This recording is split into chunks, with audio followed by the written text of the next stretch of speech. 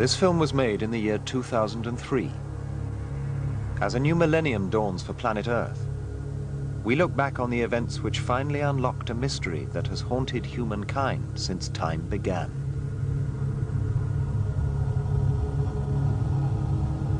July 2001. Radio astronomers from the SETI Society, the Search for Extraterrestrial Intelligence, were combing the sky for signs of alien life. Armed with radio telescopes, SETI scientists scanned the vast reaches of space, hoping to detect a deliberate signal of some kind amid all the cosmic noise. Senior scientist Professor Jane Lascelles. A radio telescope basically works like an enormous antenna, and it is searching the galaxy for radio waves. And these radio waves are caused by an enormous number of naturally occurring phenomena. But the search for extraterrestrial intelligence focuses on radio signals that are not naturally occurring, that are being obviously deliberately transmitted, and that could only be, you know, intelligent life forms on another planet, aliens, if you will. On July the 23rd, the SETI astronomers were just beginning a new space survey based at Green Bank Observatory in West Virginia. Signal engineer Dr. Don Merrick was working at the telescope in the early hours of the morning. I remember that it was very late. It was about 3 a.m. We had just repositioned the telescope. And I got a peek out of the noise signal coming through on my station. Now, this is not so unusual. It happens, you know, fairly often. The standard procedure is to confirm it with another telescope. Merrick contacted fellow astronomers in Massachusetts. Now, two sets of scientists were tuned into the same frequency. And it was about a half hour later, I got an email that said something like, what the hell is that? And, you know, and that's when I knew that we had something remarkable.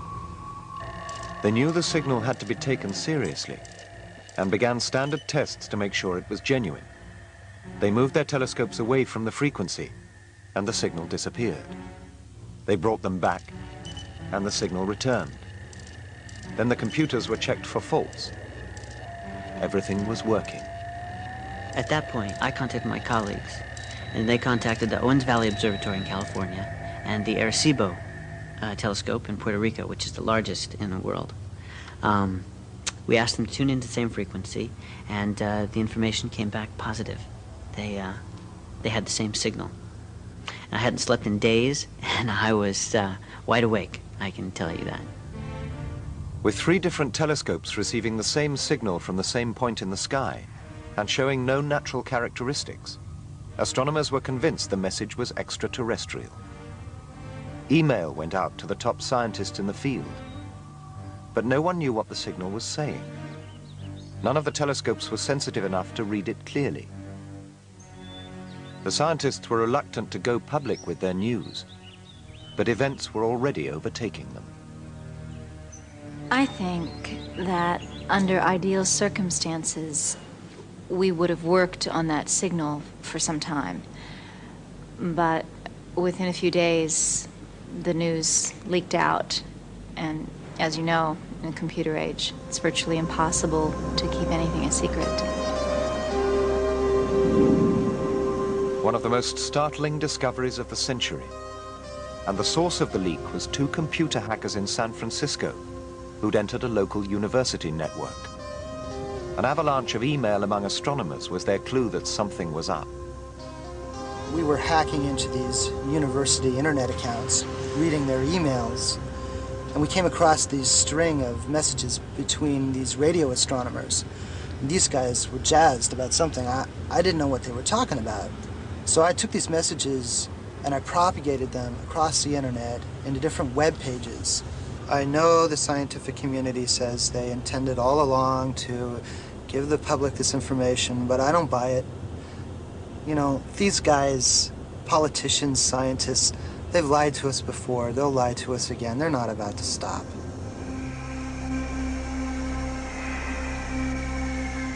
As soon as the hackers began spreading the email around the internet, it was picked up by the military. A short time later, SETI astronomer Ben Klatsky received a call from the Pentagon. When they first called, they said that they'd heard that we'd received some interesting signals and asked if we were willing to confirm. All pretty low-key. And then they wanted to know, did we know how far away the signals were coming from? And if they were coming from something moving, say a spaceship. I'm sure national security was their concern. But I told them just to relax and wait for our press conference.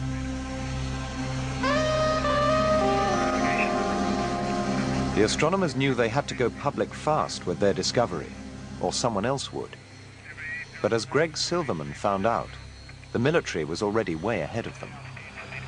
At exactly 6 o'clock on the Monday morning, we lost our signal to interference completely. We were wiped out. At first we thought it was just a problem with the telescope, then we started calling around and we found out it had happened to everybody. As it turned out, the military had managed to jam that particular frequency for every single radio telescope in the world. On August the 5th, 2001, with the US military in a state of high alert, it fell to Professor Jane Lascelles to inform the world of their historic discovery. I think that day gave all of us a pretty strange feeling. You know, every other great revolution in human knowledge is spread gradually through society. But here we were, in the age of instant communications, walking out and saying to the world, hey guys, we've got some news that changes everything. Astronomers from the SETI Society working at the Green Bank Observatory, West Virginia, identified a radio signal which they had reason to believe originated from an extraterrestrial technology. There was instant bedlam. Lascelles struggled to continue. The signal originates from Gliese 1116, a double star system 17 light years. Information. Lascelles managed to explain that the other observatories had been given sufficient information to undertake their own research into the weak and distant signal. But the journalists had little interest in the scientific protocol. They wanted headlines. And the first question they asked Don Merrick was why the signal hadn't been decoded. The signal itself is actually quite weak.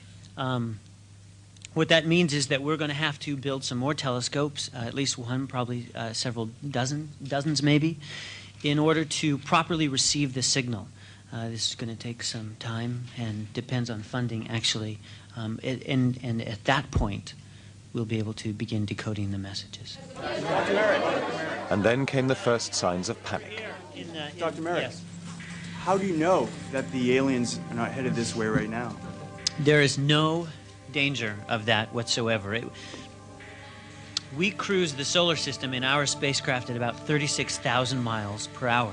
So they may be able to travel faster than us, but even at the speed of light, it would take them 17 years. So you've got this signal that you're not receiving properly. You can't decode it. Do you really expect the public to believe you?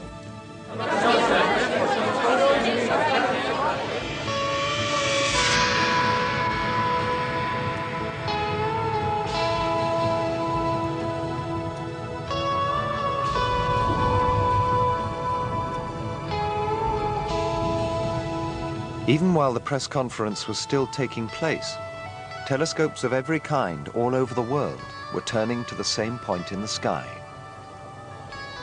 In the face of fierce international protest, the US military had now turned off their jamming device.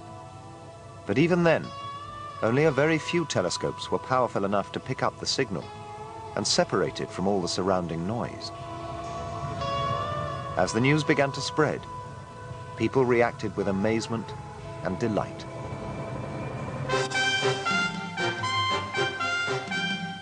Tonight on KBTV World News, scientists say E.T. is calling. I was shocked. I read it in the paper this morning. You did? Yes. And you feel shocked? Yes, I am. Why are you so shocked? I'm just shocked that it happened. I mean, to read that, I couldn't believe it. I didn't even know anything was going on. Yeah, I believe that discovering that the possibility of other people in this universe will make us realize that we are not the only people or things here, and make us really what we are, a small part of a very big universe. Actually, I'd always thought that there were some intelligent beings out there. I mean, I wanted to know what makes us think that we're so superior that we're the only ones here. I'm glad to hear that. But the financial community was not nearly so upbeat. Wall Street had its worst day since the crash of '87, plunging a free-falling 596 points. Concerned but not alarmed at the unusual amount of activity they experienced after yesterday's historic announcement. Although there was a surge in withdrawals from... The scientists became celebrities overnight. We're going to have to get used to that other strange monster, the press pack. And the question all these journalists are asking is, just who and what are these alien creatures?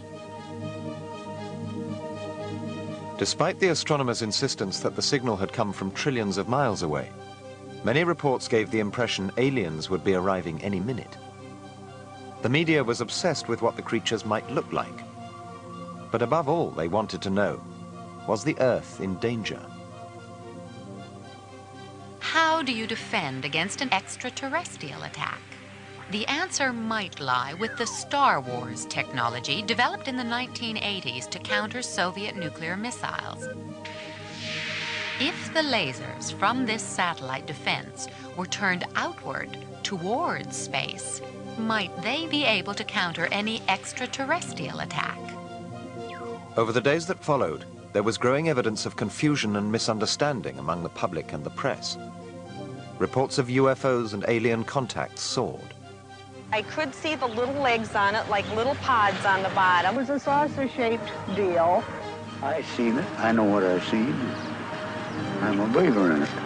A number of doctors and psychologists today expressed concern about the possible destabilizing effects the discovery of aliens might have upon people they consider psychologically susceptible.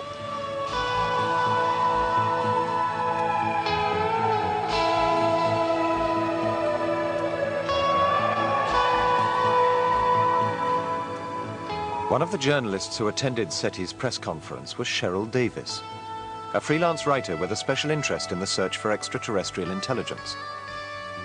Davis recalls what happened when she returned home on the evening of the astronomer's announcement. I remember that night. I'd just been given this monumental news, and the world just seemed so normal to me. I guess I just figured that when we finally contacted alien life from outer space, they would just come right down to the White House and plant themselves on the lawn. So I come in, I'm on this daze from this press conference, and I'm listening to my answering machine, and there's this one really bizarre one. I kept it. It was so strange. I mean, he talked about Roswell. Maybe it's time to think about Roswell again, Miss Davis.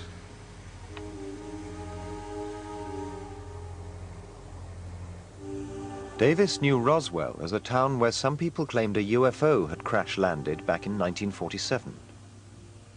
She was also aware that the US Air Force had recently offered an explanation for what had really happened at Roswell all those years ago. They said the supposed UFO had actually been a crashed surveillance balloon from a secret program known as Project Mogul. Davis immediately contacted Bill Gregory, a journalist who had worked on the Mogul story, and reported her phone message.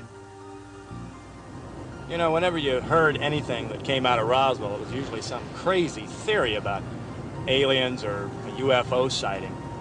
But when Cheryl called me about a signal, plus what I'd been reading in the Mogul report, I thought maybe I had to take one more look down here. Gregory knew that the top-secret Project Mogul had operated from Holloman Air Force Base about 150 miles from Roswell. He soon discovered that one of the project's research engineers was still alive and living in the area. His name was Walter Drexler. None of us engineers really knew what was going on exactly, but I knew there was a infrared sensor on board, and if the test worked, we'd have one of those balloons along the border of the Soviet Union. Maybe it would detect a nuclear missile test or something like that. According to Drexler, the balloon must have detected something the military wanted to keep top secret. I heard that the balloon had crashed, and I figured it must have picked up something before it crashed, because the base went on alert for several weeks. And the fellows were saying that it had picked up something from out there. Drexler's extraordinary revelation that a signal had been received from outer space threw the Roswell incident into a completely new light. The talk had always been of crashed UFOs, but this seemed every bit as incredible. A Cold War spy balloon detecting an extraterrestrial communication. The question Gregory now needed to answer was this: was there any connection between the Roswell signal and the signal received by SETI astronomers almost 50 years later?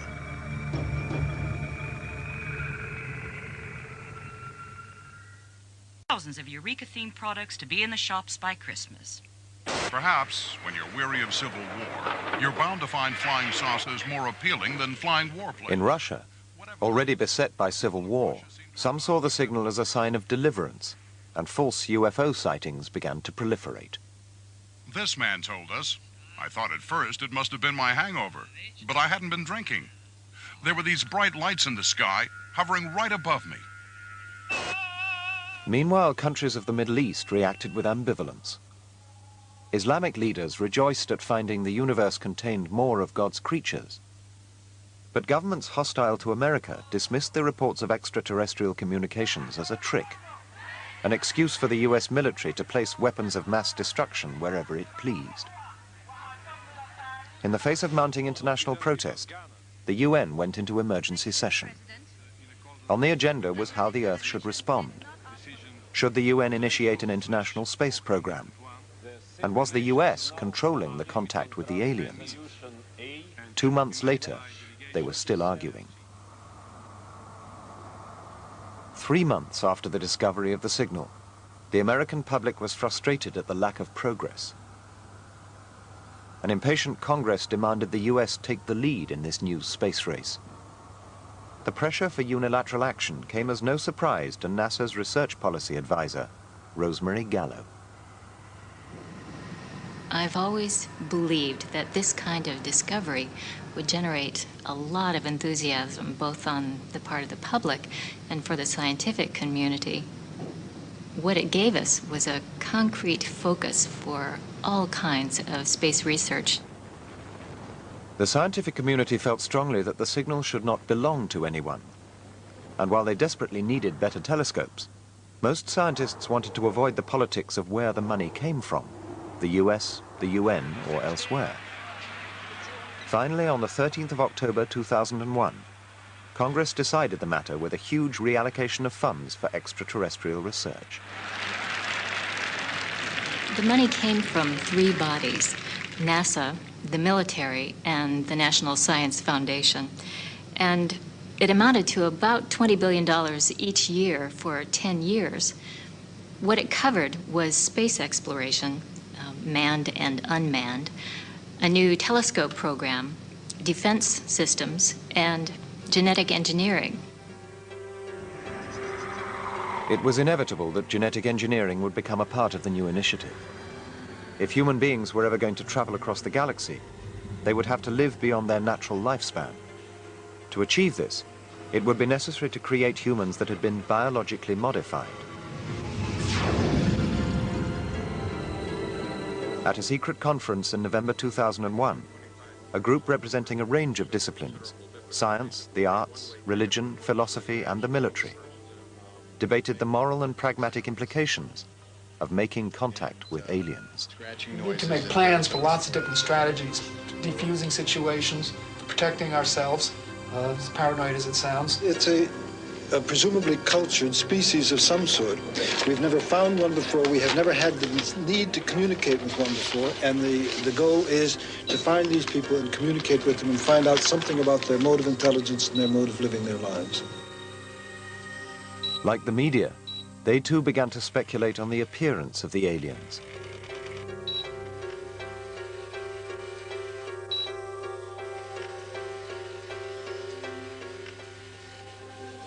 But government officials knew their efforts to decode the extraterrestrial message would be wasted without new telescopes that could receive a much clearer signal.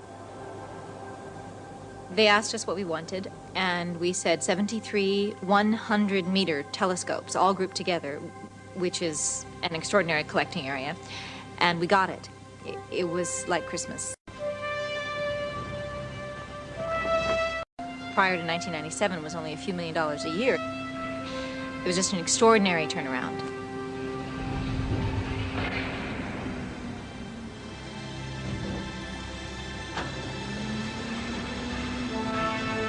By the spring of 2002, the new telescope building program, which continues to this day, had begun. The European Union now also began construction of a telescope, as did Japan's massive Sekai Corporation. But these projects paled beside the US effort. And yet, across America, opposition was growing.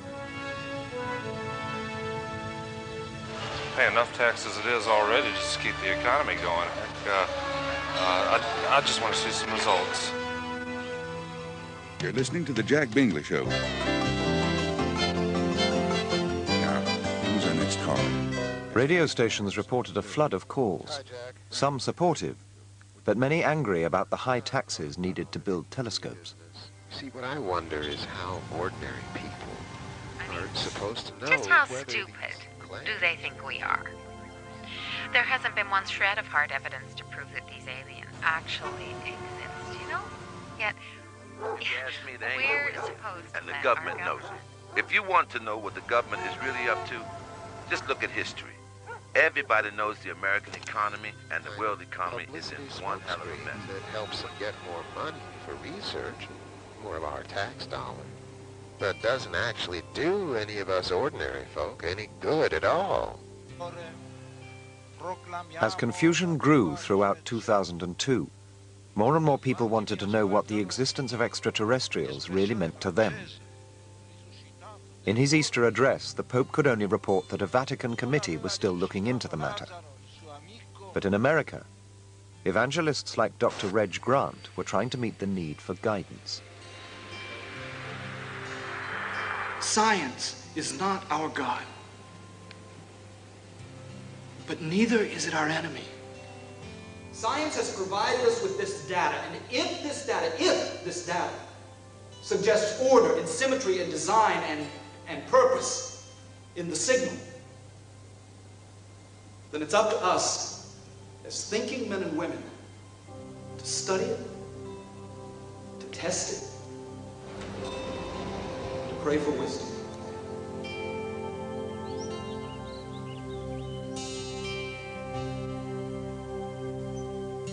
Eastern religions, such as Buddhism and Hinduism, which respect non-human life forms, were now finding more converts, even in remote corners of America. But it was the Mormon church which proved most attractive of all. In America, membership had doubled to 9 million since the discovery of the signal. As Dwayne Jeffrey and Kimball Hansen explain, the reason lay in the very nature of Mormon doctrine. The Mormon Church, since the time of its organization in 1830, has always harbored a belief that there would be planets elsewhere in the universe that are inhabited by intelligent life. That idea is celebrated both in Mormon songs, music, and in Scripture. Indeed, an early Mormon scripture presents a conversation of God with the prophet Moses. And worlds without number have I created, and I also created them for mine own purpose. For behold, there are many worlds that have passed away by the word of my power, and there are many that now stand, and innumerable are they unto man. But all things are numbered unto me, for they are mine, and I know them. By September 2002, America had spent billions of dollars on new telescopes that were finally able to receive the signal in its full detail. They enabled scientists to confirm that the signal was actually a picture made up of a grid of dots. But they still couldn't make out what the picture was. It was frustrating. We had all the equipment that we wanted. We were getting the signal perfectly. And what we read was a bunch of dots. It was like if you were running home to watch the football game and someone cut the cable and all you were reading was snow. But there was something else about the signal that now worried the astronomers. Something they would have preferred to keep to themselves. The frequency of the signal was varying, but not in the manner we would normally associate with a planet spinning on its axis. Unless, of course, you were viewing the planet pole on, which is highly unlikely. It's also not the sort of frequency change we would normally associate with a planet spinning around its sun. The obvious implication of this was that the transmitter was moving, but was not on a planet. From the beginning, the Pentagon feared the signal might originate from a spaceship heading towards Earth. Now, this new information sent shockwaves through the military. Their anxiety grew when 4 weeks later their early warning systems detected an unexplained object in orbit, 14,000 miles out in space. They eventually concluded that this was no more than a piece of space debris, but not before US forces had been put on full alert.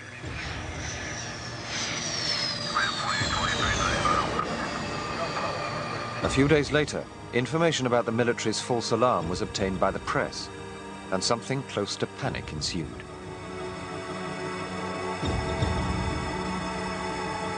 It was during this period of intense anxiety that Cheryl Davis heard again from her elusive informant. I'd been collecting documents over the previous months under the Freedom of Information Act, trying to get more evidence on the alleged infrared signal that they'd gotten at Roswell, when he calls up, and it's that same familiar voice, and all he did was leave an address for a motel in Albuquerque, and he asked that Bill or I meet him there. The caller's identity is still a mystery. Gregory went to the motel where he met one of the most influential men in America's military history. There, once and for all, he heard the full story of what happened at Roswell and why the government had been so secretive. When Cheryl called, I'd pretty much given up on the Roswell tip-off, so I really didn't know what to expect when I pulled into that motel. I sure as hell didn't expect Major Alexander. As Davis and Gregory knew, retired Air Force Major Howard Alexander had been involved with the formation of... I must confess that I felt somewhat ridiculous setting. I was under strict orders not to disclose this information to anyone. Alexander confirmed to Gregory the extraordinary truth about Roswell. A Project Mogul balloon had picked up an extraterrestrial signal. But Alexander also finally revealed why the government had kept their discovery a secret for all these years.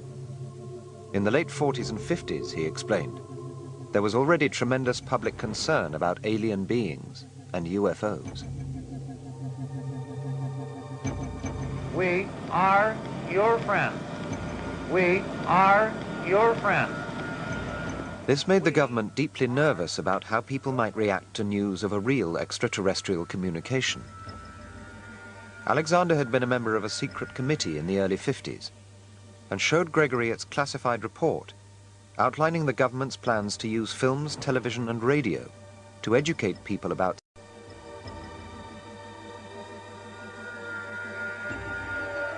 But according to Alexander, the committee realized their plan had backfired. As talk about extraterrestrials increased, people were becoming even less rational in their beliefs. Well, as I say, it started first with a very decided tingling all over my body. I seemed to become one with the entire universe. By the end of the 50s, we were forced to conclude that our educational efforts had not produced the results that we were after. We felt that they had done nothing more than feed the public appetite for science fiction. So we were forced to conclude that if confirmed information about extraterrestrials was made public, that it would cause mass hysteria. We genuinely believe that. But in Alexander's view, the 2001 communication changed everything.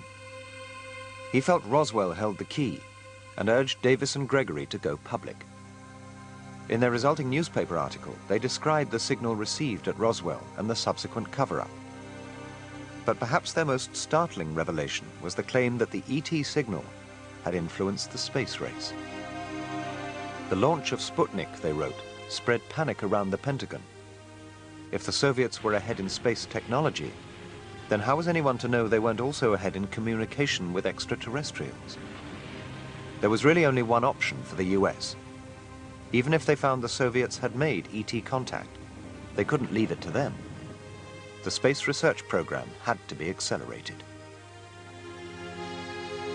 And we have vowed that we shall not see it governed by a hostile flag of conquest, but by a banner of freedom.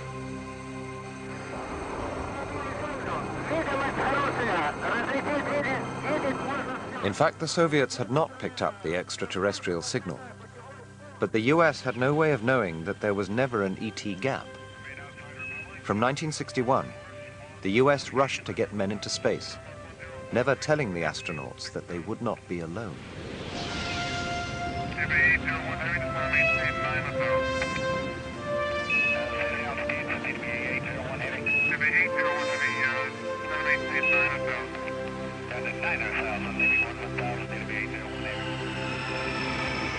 Davis and Gregory's article was like a bomb going off inside the military. Within 2 days of its publication, the Pentagon gave an official public response. Gentlemen, ladies, The Department of Defense spokeswoman began by confirming the real story of what happened at Roswell, that a Project Mogul surveillance balloon had indeed picked up a signal of extraterrestrial origin. And then she said what all astronomers wanted to hear. in light of the extraterrestrial signal received by civilian astronomers, and in line with its financial and practical involvement in the research which has followed that discovery, the Department of Defense has decided to make available all records of these earlier signals in anticipation that it may assist that research process. I will not be taking any questions at this time. What's the real story, Mary? Public interest in the extraterrestrial signal, which over the months had slipped into confusion and skepticism, was now reignited by the Pentagon controversy. Congressional hearings into the Roswell cover-up began 1 month later, drawing higher television ratings than the O.J. Simpson trial 8 years earlier. International outrage followed. Some members of the United Nations called for America's expulsion from the UN on the grounds that it had been concealing vital information that was the property of humanity. Caught in the middle were American scientists, who concluded they would have to go it alone in their space research. While debate and recrimination raged, the scientists just wanted to get to work on the Roswell signal. I felt that we needed that data immediately, and every astronomer felt exactly the same way. Alexander and his colleagues had not been able to decode the infrared signal because they'd been mystified by its characteristics. The signals we were detecting seemed to be coming in quite regularly, and in a binary code seemed to be transmitting the numerical value of pi, 3.14159, so on. This would go on for weeks on end and then abruptly stop. When they recurred, we noticed a slight variation in the signal, a minor phase shift in the timing of the signal, a fraction of a second. This perplexed us. When tapes of the 1947 signal were finally handed to engineers Don Merrick and Greg Silverman, it was this timing shift that immediately caught their attention. The first thing we looked at when we finally got the tapes was the timing shift in the transmission, the different lengths of time it was taking the signal to spell out pi. We realized the military scientists must have been looking at the same thing, because in their files we found all these strips of old chart recorder paper just kind of scotch taped together. There, if you look at this, you can see that that this is in fact pi. Now this would continue, but this is the beginning. And they taped them together, and you can see that the pulses came in at different speeds. This one, for example, came in a little bit quicker than this one, which was slower. It's actually a binary code. Slower, slower, faster, slower, faster, kind of like Morse code. This was the breakthrough they had been hoping for, one that had eluded the military 50 years earlier. The timing shift was itself a code made up of 3 numbers. Soon they made another discovery, a connection between the 2 signals. The moment that we found out about the infrared signal, we'd wondered if it wasn't some kind of beacon that was directing us to a more complex signal. And in fact, this is precisely what was intended. You see, once we got the 3 numbers from the timing shift, we started playing around with them. We took the first number and we multiplied it by the frequency of the infrared signal. The product of those 2 numbers turned out to be the frequency of the radio signal. 50 years ago, the aliens told us where to look, but nobody read the message right. Having found the meaning of the first number, the astronomers now went about deciphering the other 2. Here they turned to the work of pioneering astronomer Frank Drake. Drake once calculated there could be thousands of civilizations in our galaxy capable of communicating with Earth. Back in 1974, he and Carl Sagan had written the only message ever sent out into space. That message is today recorded in stained glass at Drake's home in California. When Drake first began to think about communicating with extraterrestrial beings, he confronted the problem of how to write a message for someone who knows no human language. He concluded that the one language all advanced civilizations would understand is binary code, the language of ones and zeros used by computers. To test his theory, he created a message in binary code containing basic information about human civilization. Then he sent it to some of his colleagues. Every astronomer remembers Drake's experiment for one simple reason. No one could successfully decode it. They failed to realize the message was based on two prime numbers, 19 and 29. Once that was understood, the 551 characters in the message became clear. What Frank Drake was hoping that his colleagues would realize was that with 29 rows of 19 characters each, the ones represented by black squares, the zeros represented by white squares, that what you get is a picture. And of course the picture needs further interpretation, but once you have a picture, you know that you're onto something. Scientists knew the extraterrestrials had used binary code in their first message. They also knew that message still contained two mystery numbers. Was the first message telling us how to read the second? Using Drake's principle, the scientists arranged the 2001 signal into rows and columns, indicated by the two numbers from the earlier message. And what emerged was a picture, but one unlike anything they'd ever seen.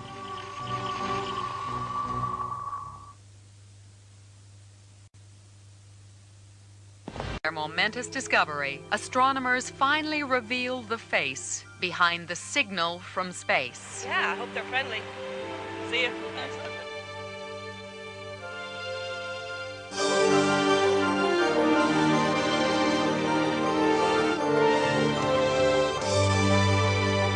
When finally the time came, the decoded signal was broadcast for all the world to see, attracting the largest audience for one television event ever.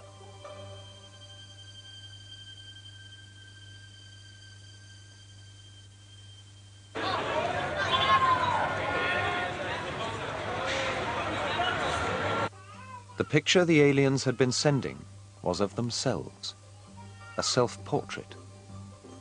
Yet this was not a picture of any kind of creature, at least not in the biological sense of the word. What all these strange symbols showed was the internal organization of a highly complex machine. The thing I want to know is, who made the computers and what are they going to do to us? And, if they're out of computers and they're more advanced than we are, right? And so I'm wondering, we've got to hurry up. We've got to wake up. It's scary. I have kids. I have, They seem like a lot more intelligent, a lot more immortal. I don't see why they wouldn't come here after sort of letting themselves be known to us. And that makes me nervous. What else is there to this message? Today, we're 2, maybe 3 generations away from designing truly intelligent machines. Now, it only stands to reason that if we can do this, other civilizations out there have already done it. Maybe 1 million, maybe 1 billion years ago. Now, if you create a truly intelligent machine, one of the first jobs you're going to give that machine is to design a more intelligent successor to itself, thus setting off a new sort of evolution, a machine evolution. And with a force like that in place, it's only a matter of time before good old flesh and blood starts to look rather beside the point. As telescopes continued to track the signal, they confirmed its source was definitely on the move, though still over 100 trillion miles away. During their evolution, these machines must have abandoned their biological creators and become galactic explorers. The scientists were adamant the machines were too far away to be a threat, yet sensational press reports were already creating alarm. And the question remained, what did these aliens want? This question's always been waiting for us at the end of this vigil. What sort of motive can we ascribe to a civilization that would send out this sort of signal? If they had been a biological civilization like our own, we might well consider the possibility that this was an aggressive move, as very much our exploration has been. But as we know that this is a machine intelligence, for all of the philosophizing and all the reasoning that we do, we can't answer that question about what motivates this civilization, at least not now. The best science can do is say, we don't know. Don't you sometimes regret getting the signal? Not for a moment. Curiosity is hardwired into the human animal. If there are questions out there that need answers, we're programmed to look for those answers.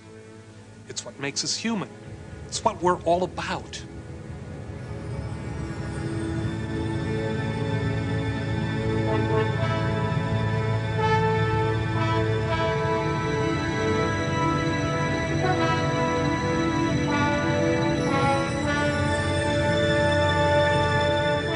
The world's curiosity had been unleashed, and for the first time, astronomers now had the resources to hear the true sound of the stars.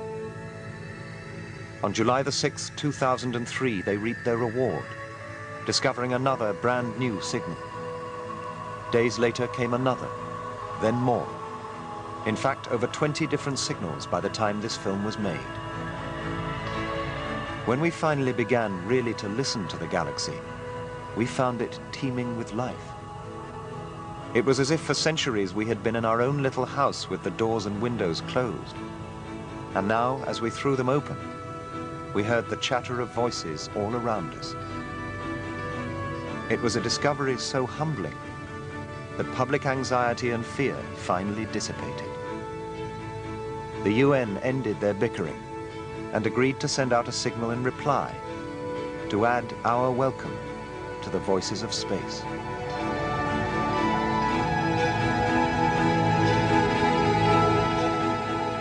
And that is why we are transmitting to you this signal, with its plea for friendship, its encyclopedia of our planet, and, by way of explanation, this simple film. The film you have just seen has not happened. But could something like this really occur? Here's what the real-life experts think. For decades, the American military has been searching the skies looking for signals from the Soviet Union. And in particular, they were interested in detecting Soviet nuclear explosions. Now, in 1947, they might well have been searching the skies using infrared to look for the glow of a nuclear explosion. And they might have detected by accident an infrared signal from another civilization, because we know that infrared is capable of transmitting information across the distances between stars. Should we expect other civilizations to be sending us messages in the binary code? Well, it makes a lot of sense. When we code with the binary code, it makes messages stand out, makes them easily detectable. But more importantly, the binary code is the simplest arithmetic system. And so when you use it, the message is most easily decoded, most easily understood. What the extraterrestrial civilization would do is try to start out with a beacon signal that would be easy to detect. And one way to do this would be to send out a simple signal like the number pi that any civilization in the universe would know about if they're smart enough to build radio transmitters or receivers. So I think the first thing that will happen is we'll detect this kind of a beacon. Then after that, what will probably happen is we'll find that there's another signal there, a more subtle signal that's harder to detect, but it contains much more complex information. If we pick up a signal, is there any chance the signal is coming not from a biological creature, but from machine intelligence as portrayed in this film? I think that there is a possibility. In fact, I think it's a probability. We're biological, so we tend to assume that they will be too. But once you've developed machine intelligence, then those machines can improve themselves very rapidly. They're not bound by Darwinian evolution, after all. And machines can travel through space. It's not dangerous for them. They can spread out. They can use the resources they find everywhere. They can carry vast amounts of information. So, you know, if we find a signal, of course that signal will be coming from a transmitter, and that's a machine. But I think we should be prepared for the possibility, the very real possibility, that that machine is in the service of another machine. This is true. In its first 6 years of SETI research, the Planetary Society received dozens of signals that could have been extraterrestrial in origin. Thorough analysis by physicist Paul Horowitz ruled out almost all of them. Yet to this day, there are 5 that remain unexplained.